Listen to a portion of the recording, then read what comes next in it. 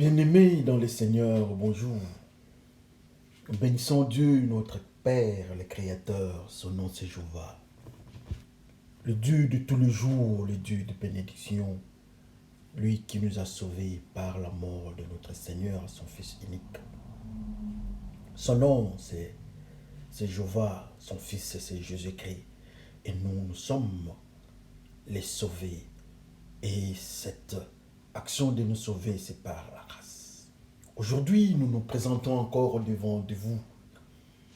Nous nous présentons, nous allons parler à nos frères. Aujourd'hui, le 12 janvier 2021. C'est par la grâce que nous sommes entrés en 2021. Que le Seigneur bénisse tous ceux qui sont avec nous. Nous sommes en train de cheminer ensemble. Nous ne sommes pas mieux que ceux qui ne sont plus en vie. Mais c'est par la grâce. C'est par la décision divine. Dieu a décidé. C'est Dieu qui donne. Assurément, c'est lui qui répond. Que le nom de notre Seigneur soit élevé. C'est votre frère du ministère de l'armée bleue, Bifalo Bifoulou, qui va vous exhorter aujourd'hui avec un message, une exhortation intitulée « La femme au masculin ». Alors, la femme au masculin, nous, avant de commencer notre petite exhortation de 30-35 minutes, nous allons nous laisser entre les mains du Seigneur. Prions le Seigneur. Le Dieu de tous les jours, le Dieu mystérieux, le Dieu créateur, nous nous présentons au devant de vous pour vous dire merci. Merci pour notre Seigneur Jésus-Christ. Merci pour la mort de la croix qui nous sauve. Merci pour la grâce et merci pour le Saint-Esprit. Et tant que nous allons passer ensemble avec mes frères, à côté du Saint-Esprit, nous demandons que le Saint-Esprit vienne nous enseigner, que le Saint-Esprit vienne nous guider et que ce que nous allons entendre de la part du Saint-Esprit, que nous soyons en mesure d'assimiler ça et obéir à cette parole. Père, par le nom de Jésus-Christ, nous te glorifions. Nous disons Amen. Que le Seigneur vous bénisse, frères et sœurs, avec cette petite exhortation, comme nous avons dit, la femme au masculin. Très intéressant, très intéressant. Alors, la femme au masculin, aujourd'hui, nous avons 3 petits textes. Le premier texte, nous sommes dans la première lettre de Paul aux Corinthiens, à son 11e chapitre, du 4e jusqu'au 7e verset. Lisons par le nom de notre Seigneur Jésus-Christ. Tout homme qui prie ou qui prophétise la tête couverte déshonore son chef. Toute femme, au contraire, qui prie ou qui prophétise la tête non voilée déshonore son chef. C'est comme si elle était rasée. Car si une femme n'est pas voilée, qu'elle se coupe aussi les cheveux. Or, s'il est honteux pour une femme d'avoir les cheveux coupés ou d'être rasée, qu'elle se voile. Et nous disons Amen. Nous passons au deuxième texte. Notre deuxième texte, nous sommes dans le premier livre de la Bible, donc Genèse, à son 2e chapitre et au 25e verset. Lisons par le nom de notre Seigneur Jésus-Christ. L'homme et sa femme étaient tous de nus et il n'en avait point honte. Et les derniers que nous allons lire, nous sommes dans Nombre 6, le 5e, Nombre 6 à son 5e verset. Nous pouvons lire, si nous avons du temps à la maison, nous pouvons lire les chapitres entiers. Mais pour 2 raisons de temps, nous allons lire seulement le 5e verset. Et lisons par le nom de notre Seigneur Jésus-Christ.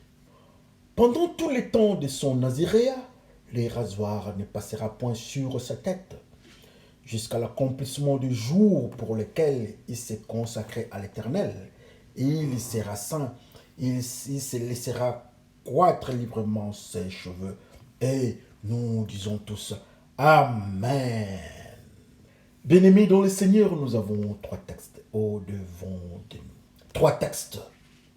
Nous avons parlé du livre de Nombre, là où on parle des Naziréas, là où on parle du vœu des Naziréas. Qu'est-ce qu'est le vœu des Naziréas? Nous allons en parler.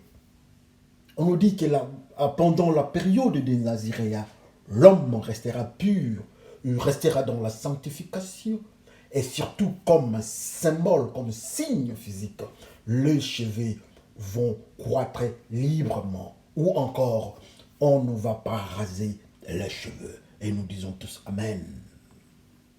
Nous avons aussi parlé du premier livre de la Bible, donc Genèse, là où on nous parle de l'homme et la femme qui étaient nus, mais ils ne se voyaient pas. Nous allons en parler aussi. Et le dernier texte, c'est dans le premier épître aux Corinthiens, l'épître de Paul aux Corinthiens, là où on nous parle de la femme qui doit avoir les cheveux, et la femme qui doit voiler sa tête avant de prier ou prophétiser. La femme doit couvrir sa tête et la femme doit avoir les cheveux. Nous allons parler de ces trois phénomènes, de ces trois textes que nous venons de lire. Et nous avons, souvenez-vous, que nous avons intitulé notre exhortation de ces jours, la femme au masculin. Que le Seigneur nous aide avec l'implication du Saint-Esprit pour arriver au niveau de notre compréhension. Nous venons de lire les trois textes, mais que Dieu nous fasse grâce pour que nous entrions dans le principe ou bien le couloir de la prophétie. Pourquoi des fois je parle souvent même, je parle du couloir de la prophétie. Le couloir de la prophétie, qu'est-ce que je sous-entends? C'est là où nous partons à une autre dimension. Pas une dimension satanico-démoniaque, ou bien une troisième dimension, comme on en parle, mais qu'on arrive au niveau spirituel, la signification spirituelle de ce que nous entendons, ou bien ce que nous lisons dans la Bible. Nous pouvons avoir un texte dans la Bible, nous pouvons lire la Bible, mais il faudra que le Saint-Esprit nous aide à comprendre la signification spirituelle de ce qui est au-devant de nous, ou bien ce qui est dans les livres ou les Écritures saintes. Mais si nous voulons lire la Bible comme nous le voulons, ou bien d'une manière littéraire, assurément nous aurons aussi des informations à caractère littéraire. Si nous voulons lire la Bible avec un angle théologique, assurément nous aurons aussi la signification dans cet angle-là.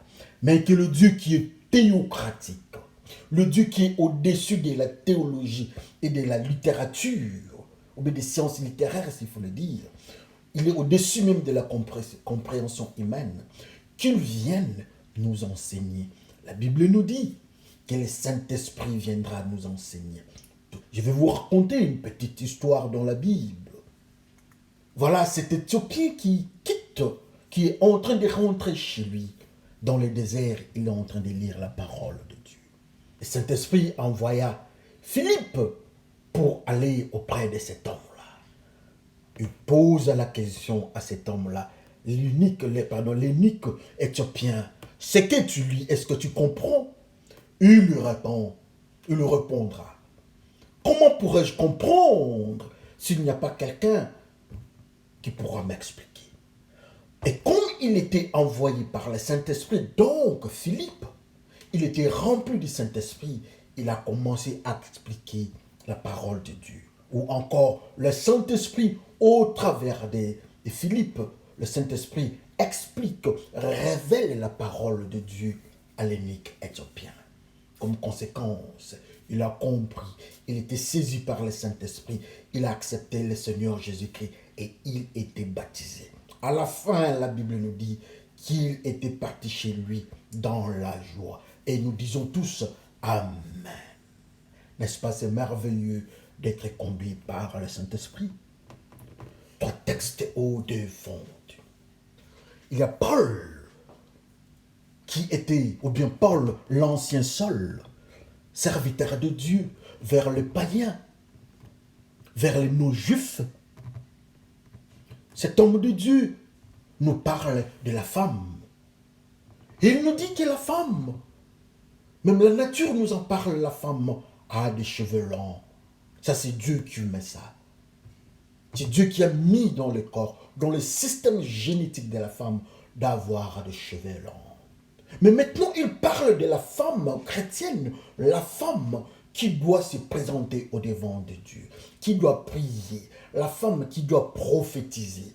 Elle ne parle plus d'une femme de la rue ou bien une femme normale. Cette fois-ci, c'est la femme chrétienne, la femme qui doit parler, la femme qui doit vivre et qui vit avec Jésus-Christ.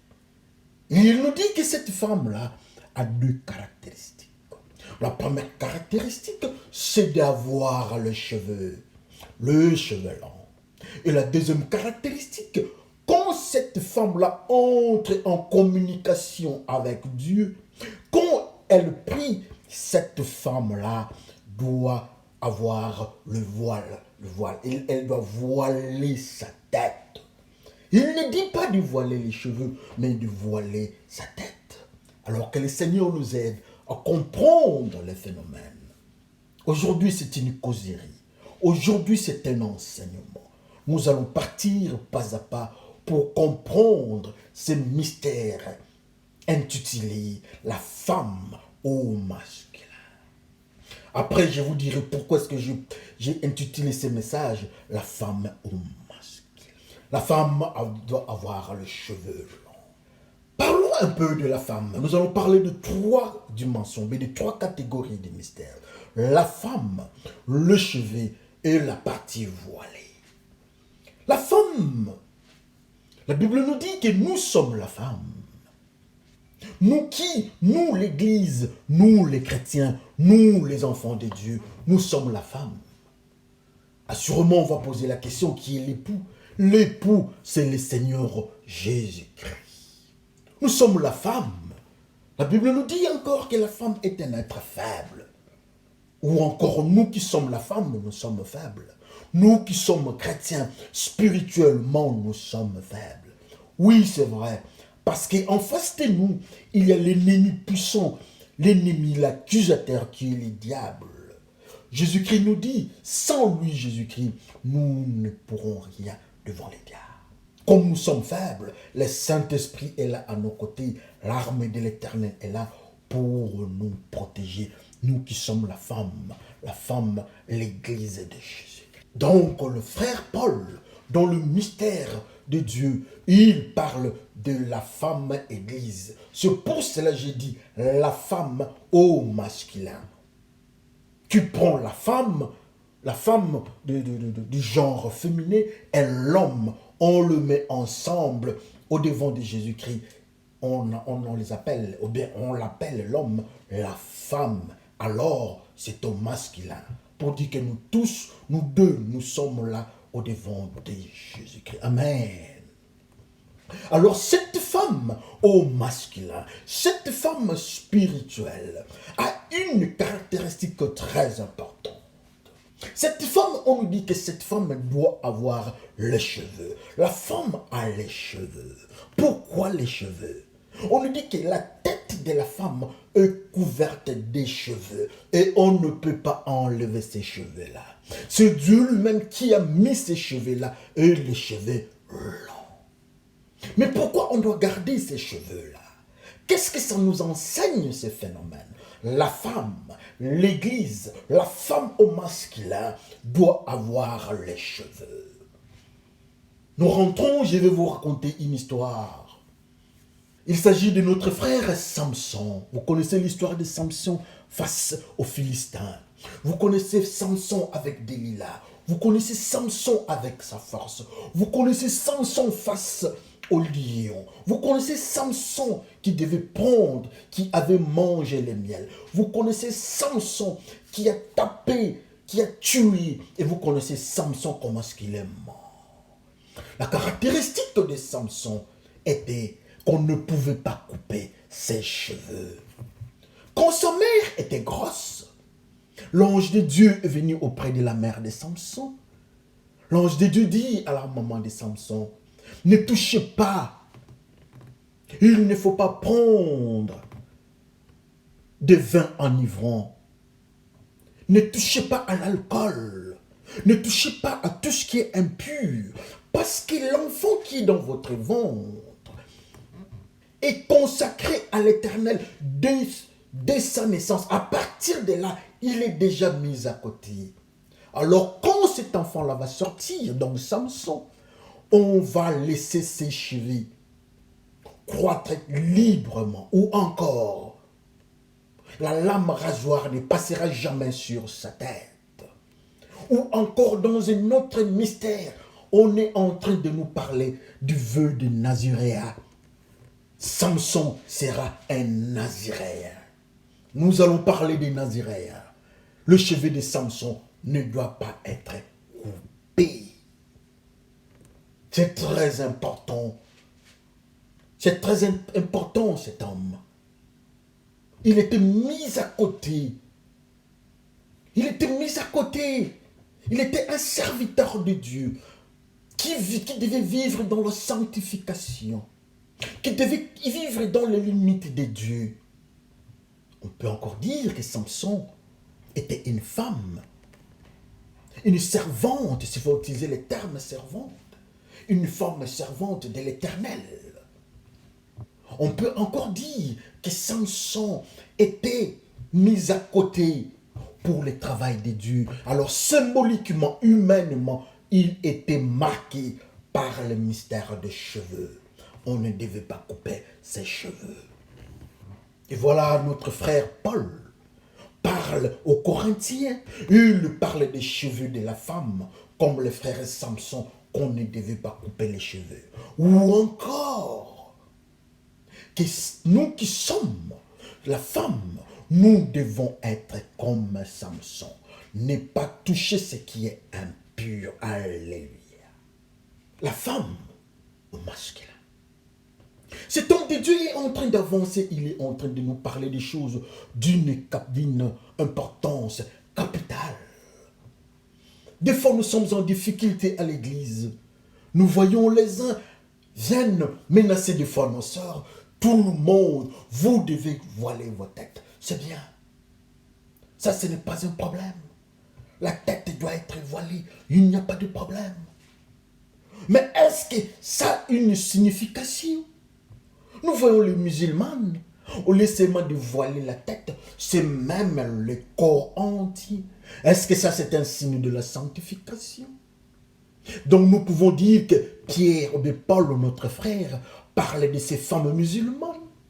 Nous pouvons dire que les musulmans sont des chrétiens.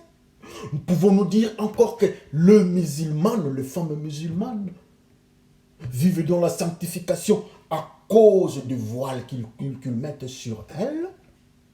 Que chacun regarde la manière dont nous nous comportons face aux sœurs à l'église. La femme doit avoir la marque des Naziréens. La femme doit avoir les cheveux. Si les cheveux doivent être sur la tête, et la Bible nous dit que nous sommes la tête, ou encore que nous sommes l'église, ou encore que nous sommes des serviteurs de Dieu, ça signifie que nous devons vivre dans la sanctification. Nous devons être naziréens. En étant naziréens, en étant serviteurs de Dieu, nous devons parler avec Dieu. Nous parlons avec Dieu. Nous avons le contact avec Dieu. Et ce contact-là, on appelle ça prière. Alors le frère Paul, qui est notre ami, il nous dit que quand la femme, l'église, la femme au masculin, l'homme ou la femme, quand il se présente au devant du Seigneur, quand il prie, quand il est en contact avec Dieu, cette femme-là doit être avec son voile. La tête doit être voilée. On ne parle pas des cheveux qui doivent être voilés, mais la tête. Qu'est-ce que la tête? La tête représente l'homme qui vit dans la sanctification. Dans le livre d'Ésaïe, on nous parle de la tête et de la queue. La queue, ce sont ceux qui sont dans le désordre, le menteur et le pécheur. Et la tête, ceux qui vivent dans la sanctification, dans la justice et la crainte de Dieu. Alors, si, comme la tête doit être couverte, comme notre frère Paul nous parle, nous demande, ça signifie que l'homme pur, l'homme qui vit dans la sanctification, l'homme qui vit dans la crainte de Dieu, qui est la tête, qui est la femme, il doit avoir le voile. Mais qu'est-ce que les voiles? Et pourquoi au moment de connexion avec Dieu, l'homme doit être voilé? Quand on est voilé, le voile, c'est un tissu qui cache, qui couvre, qui cache quelque chose, qui ne permet pas qu'on voie ce qu'on a couvert. Il nous dit que la tête, la femme au masculin, l'homme pur, le naziréen, quand il est en contact avec Dieu, quand il approche Dieu dans la prière, il doit être voilé. L'homme doit être voilé. Pourquoi être voilé? Nous avons lu, nous avons parlé du livre de Genèse à son 2e chapitre. Là où on nous parle, on nous dit que Adam et Ève, avant le péché assurément, quand ils étaient dans la sanctification, avant quand ils n'avaient pas mangé les fruits du mal, ils ne pouvaient se voir, ils étaient nus. Ils n'avaient pas honte, ils ne voyaient pas leur nudité. Pour la simple raison qu'ils étaient couverts du voile de la gloire de Dieu, du voile de la sanctification, du voile de la grâce de Dieu. Souvenez-vous, une des églises dans le livre des Révélations, c'est le Seigneur qui dit, vous vous dites que vous êtes riches, mais vous êtes aveugles, vous êtes pauvres et nus. Vous êtes nus. Mais cette fois ici, avec le frère Adam, s'il faut le dire, avec la sœur Ève, la Bible nous dit qu'ils ne se voyaient pas. Ils étaient nus, mais ils ne se voyaient pas. Ils étaient couverts. Il y avait quelque chose qui couvrait. Ils ne pouvaient pas voir leur nudité. Alléluia. Ils étaient nus. Mais ils vivaient dans la pureté. Alors leur nudité ne pouvait pas se faire voir. S'il faut aller encore très loin, il y a le Seigneur Jésus-Christ qui nous dit que l'Église a encore la même femme. Il est en train de préparer la robe. La robe lavée par blanchie par le sang de l'agneau. La robe. Mais cette fois-ci, on parle du voile. La femme, avec des cheveux, comme signe de Naziréa, comme signe de la sacrificature, comme signe d'être serviteur de Dieu, doit être voilé, ou encore doit être dans la sanctification, comme Adam et Ève avant les péchés. Nous ne pouvons pas aller au-devant de Dieu n'importe comment. Nous ne pouvons pas aller au-devant de Dieu avec notre philosophie, avec notre théologie, avec nos cultures, avec nos coutumes. Non. Nous ne pouvons pas avancer au-devant de Dieu avec nos civilisations. Non, ça ne va pas marcher. Mais la seule chose, le seul moyen que nous pouvons avancer au-devant de Dieu, c'est d'être dans la prière. Mais quand nous sommes dans la prière, la Bible nous dit que nous devons être voilés, nous qui sommes femmes au masculin ou l'Église, nous devons être voilés. Nous devons être comme Adam et Ève avant le péché. C'est à cet instant-là que nous allons causer avec Dieu le Seigneur. C'est à cet instant-là que nous allons parler avec Dieu. Nous allons prier pour nos frères et sœurs. Nous allons poser le problème. Et Dieu aura son temps, va disposer de son temps pour nous écouter. Et tout cela, ça se passe par la présence de Jésus-Christ qui est mort à la croix pour nous autres. La femme au masculin. Est-ce que nous sommes la femme au masculin? Est-ce que nous avons des cheveux? Nous avons les signes des Naziréens. Est-ce que nous sommes des Naziréens? La manière dont nous nous comportons à l'église. Si frère Paul venait aujourd'hui nous parler en tant que serviteur de Dieu, ou bien en tant que frère de l'église, est-ce qu'il va constater avec notre comportement, il va constater que nous sommes femmes avec des cheveux qui honorent Jésus-Christ l'époux? Est-ce que dans notre comportement, on peut nous appeler que nous sommes l'épouse, que nous sommes la femme, Jésus-Christ et l'époux? Avec nos manières, avec nos jeux de cache-cache, avec nos manières de parler, avec nos manières d'aborder, est-ce qu'on peut nous dire que nous sommes des serviteurs de Dieu ou bien l'Église? Est-ce qu'on peut nous dire que nous sommes comme Samson, qui est un Naziréen? Les Naziréens vivent dans la sanctification. Ça, c'est le livre de Nombres qui nous parle. Ils ne touchent pas à ce qui est impur. La femme qui a des cheveux comme symbole de Naziréa doit être pure, doit vivre dans la pureté. Alors quand elle est pure, quand elle est naziréenne, l'église au masculin, la conséquence, la dernière dimension, c'est d'être avec le voile. Nous vivons dans la sanctification et c'est le voile qui viendra. C'est la robe mystérieuse de Jésus-Christ. Il va nous mettre ça. Et nous serons comme Adam et Ève avant le péché. Nous serons comme Adam et Ève avant de toucher le fruit de la connaissance du bien et du mal. Quand nous sommes avec le Saint-Esprit, il va nous enseigner comment garder les cheveux. Comment garder le mystère des cheveux que le frère Paul nous parle? Pour garder le mystère des cheveux, c'est par la révélation du Saint-Esprit. Pour garder les cheveux, nous devons boire l'eau vive qui est Jésus-Christ, car Jésus-Christ est l'eau vive. Quand nous buvons l'eau vive en nous, ça va pousser les cheveux, ça va donner vie aux cheveux. Est-ce que nous avons bu l'eau vive qui est Jésus-Christ? Jésus-Christ est la parole de Dieu. Jésus-Christ est à la porte, il frappe à la porte de notre cœur. Il attend, il veut entrer dans nos cœurs.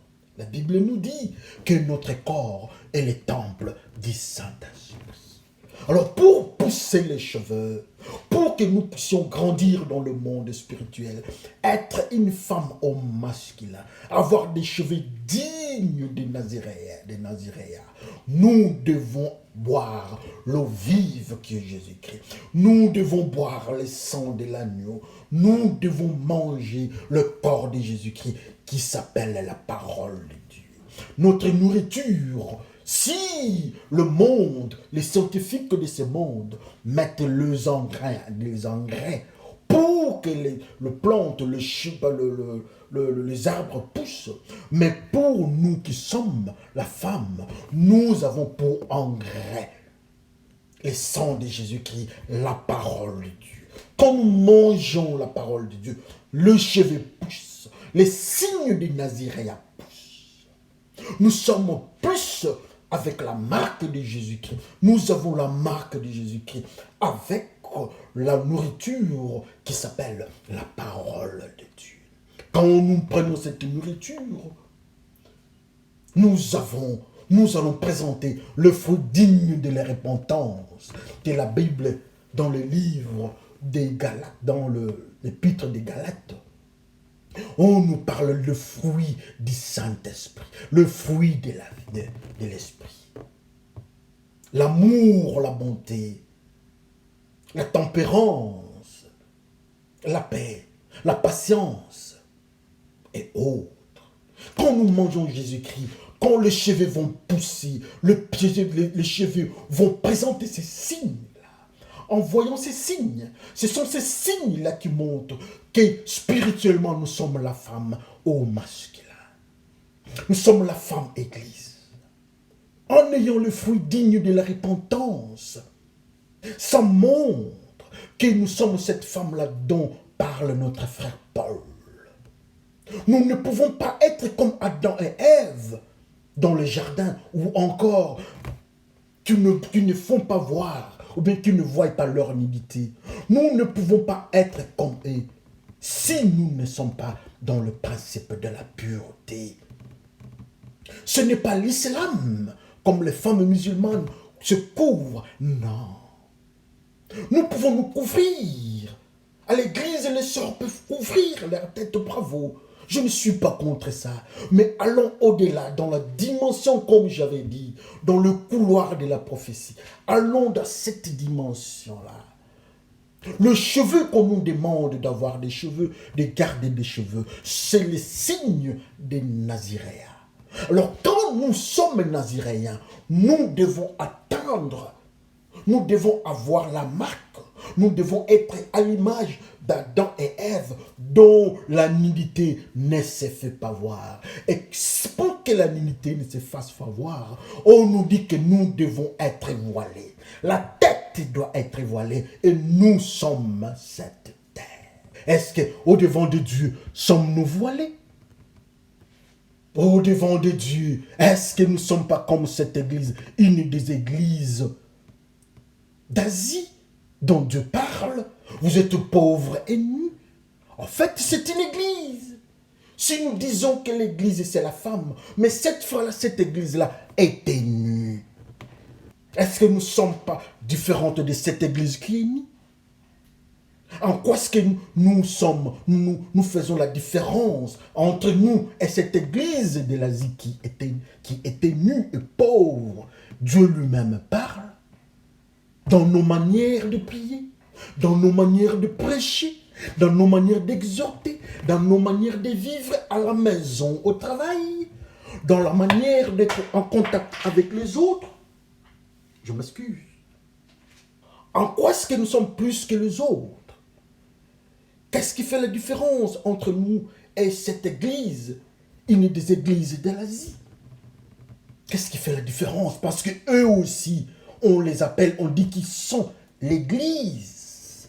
La différence est que l'église Adam et Ève, c'est une église là où ils sont couverts d'un voile, ils sont voilés, ils ne voient pas la nudité. Mais ceux de l'Asie, ils étaient nus.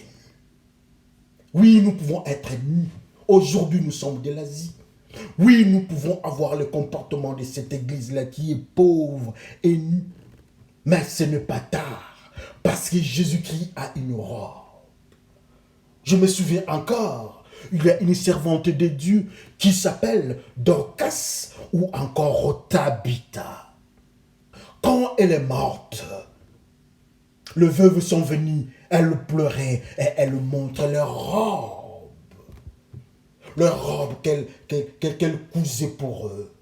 Pour elles, je m'excuse. La robe que nous, on nous demande à donner aux autres, c'est la robe de la puissance de Dieu, la tenue de la puissance de Dieu, de la sanctification. Dans le mystère spirituel, Tabitha, qui était une servante de Dieu, qui était ressuscitée, elle donnait des robes. Le pardon, elle donnait. La bonté, elle donnait. L'amour, elle donnait. La tempérance, elle donnait. La patience, elle donnait. Ce sont ces robes-là que nous devons donner aux autres. La parole de Dieu, ça s'appelle robe. La sanctification que nous devons donner aux autres. Ça, c'est Tabitha qui donnait la robe. L'enfant qui rentrait chez son père avait une mauvaise robe, mais son père, pour le recevoir, devait lui donner la robe. On lui a donné la robe ou bien le manteau. Quand le diable accusait Joshua au devant de Dieu avec une mauvaise tenue, Dieu n'a pas refusé. Il a seulement dit: enlevez cette robe, enlevez cet habit, enlevez cette tenue. On lui a donné une nouvelle robe. Et cette robe-là, c'est la robe lavée blanchie par le sang de l'agneau. Et c'est cette robe-là que les frères Paul appellent le voile. C'est cette robe-là de la sanctification lavée par Jésus-Christ. C'est cette robe-là qui fait la différence entre Adam et Ève dans le péché et Adam et Ève en dehors ou avant les péchés. La robe, ils sont nus avec le péché. Ils sont comme l'église d'Asie. Ils ont mangé le fruit interdit, je m'excuse. Ils sont comme l'église d'Asie. C'est lui, le serviteur, la Bible nous dit, je m'excuse, la Bible nous dit, quand on est venu arrêter le Seigneur Jésus-Christ, il y avait un serviteur qui était là. Mais quand on est venu arrêter, les soldats sont venus, les serviteurs, l'apôtre, les disciples ont fui. En fuyant, on a tenu à sa robe. Les soldats ont gardé sa robe. Il est parti nu. Quand il était à côté de Jésus-Christ, il avait son voile de la sanctification, de la crainte de Dieu, du pardon des péchés. Voulant fuir, voulant quitter Jésus-Christ, il est parti nu. Et c'était toujours la même personne. C'était toujours la même personne. Avec Jésus-Christ, il a la robe. En dehors de Jésus-Christ, il perd la robe.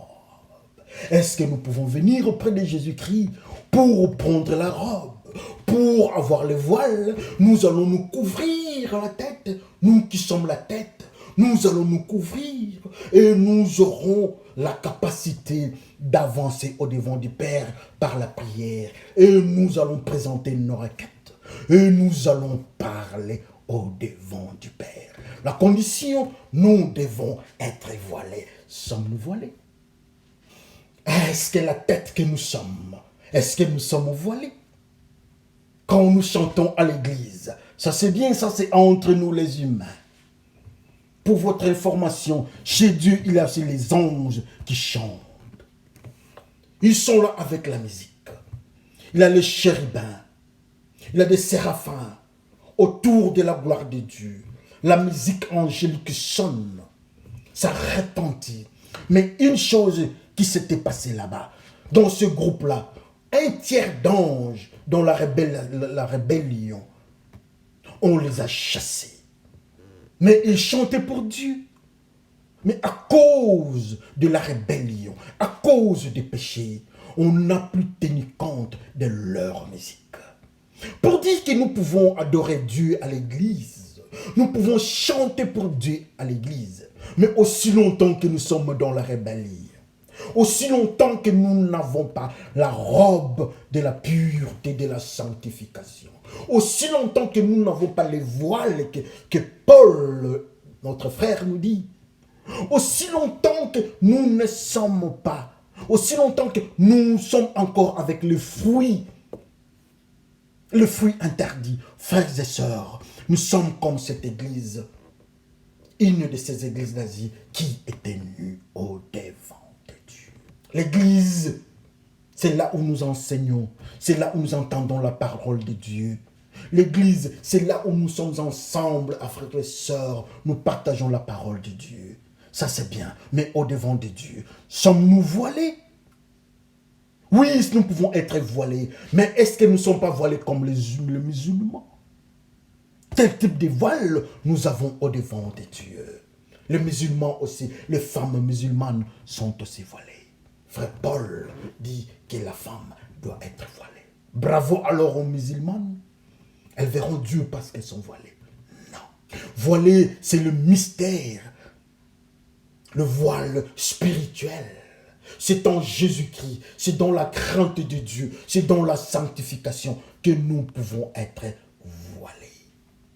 C'est dans l'amour de Dieu, c'est dans l'obéissance de Dieu que nous serons voilés. Ce voile-là, il n'y a que Jésus-Christ qui connaît. Il n'y a que Jésus-Christ qui connaît là où ça se trouve. Il y a Joshua, on lui a donné le voile ou bien la tenue pure. Il y a encore l'enfant qui est rentré, l'enfant prodigue qui est rentré chez eux. Il a eu sa robe ou bien le voile de la pureté. Aujourd'hui, nous autres, nous avons aussi besoin de ces voiles-là, à une condition. Nous qui sommes l'Église, nous qui sommes la femme au masculin, l'homme et la femme, nous qui sommes l'Église de Jésus-Christ, nous devons vivre dans la sanctification. Sans la sanctification, nul ne verra l'Éternel. Adam et Ève, dans le péché, ils sont partis. Ils ont quitté le jardin d'Éden. Mais le même Adam et Ève, quand ils vivaient dans la sanctification, ils étaient admis dans les jardins d'Éden. J'ai béni Dieu parce que le Seigneur dit dans une des églises d'Asie, ceux qui vont obéir, ceux qui vont continuer à accepter ma parole, je vais ouvrir, je vais autoriser qu'ils entrent, qu'ils rentrent et mangent le fruit de vie dans les jardins d'Éden. Oh, pour manger le fruit de vie, il faut avoir la robe. Il faut autoriser. Il doit autoriser les chérubins qui sont là. Si nous avons la robe, nous allons entrer et nous allons manger le fruit de vie et de la vie éternelle. Frères et sœurs, que chacun de vous, ou bien encore que chacun de nous, regarde sa vie. Le frère Paul est en train de parler de l'Église, de la femme qui doit avoir des cheveux, signe du Naziréa. Que la femme couvre sa tête, que la femme vive dans la sanctification. Et la sanctification ne viendra que dans la crainte et l'obéissance à la parole de Dieu. La sanctification ne viendra que dans l'obéissance des préceptes, principes et règles instaurés par Dieu. Et tout cela, c'est dans l'obéissance à la parole de Dieu. Que le Seigneur vous bénisse. Mettons-nous en prière. Dieu de gloire, Dieu de bonheur, Dieu d'autorité, nous venons auprès de toi. Oui, nous sommes cette église unie. Nous sommes malheureux, nous n'avons pas de voile. Nous sommes cette femme-là qui a accepté à ce que le rasoir passe à la tête. Nous avons perdu les cheveux. Nous avons failli à notre période de Naziréa. Nous avons péché. Nous avons touché à l'impur. Et nous ne sommes plus des Naziréens. Mais je bénis ton nom, Seigneur. Ton Fils Jésus-Christ est mort à la croix. En lui, nous sommes nés de nouveau. Et donne-nous encore, fais-nous grâce pour que nous reprenions encore le vœu des Naziréens. Que les cheveux poussent et à la suite, nous aurons le voile.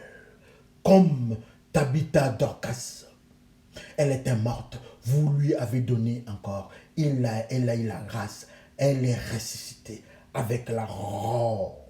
Elle a eu encore la robe qui est la vie, qui est Jésus-Christ. Il y a eu Lazare qui était mort, Lazare l'ami de Jésus-Christ. Il était ressuscité, il a eu la vie qui est Jésus-Christ et il a eu la robe de la sanctification. Oh Dieu, il n'y a que toi qui peux nous donner. Ce n'est ni Paul, ni Jean, ni Pierre, même pas un apôtre, même pas des pasteurs qui peuvent ou bien qui sont capables de nous donner ces voiles. Il n'y a que Jésus-Christ par le Saint-Esprit, nous aurons ces voiles. Seigneur, souviens-toi de nous. Souviens-toi de nous.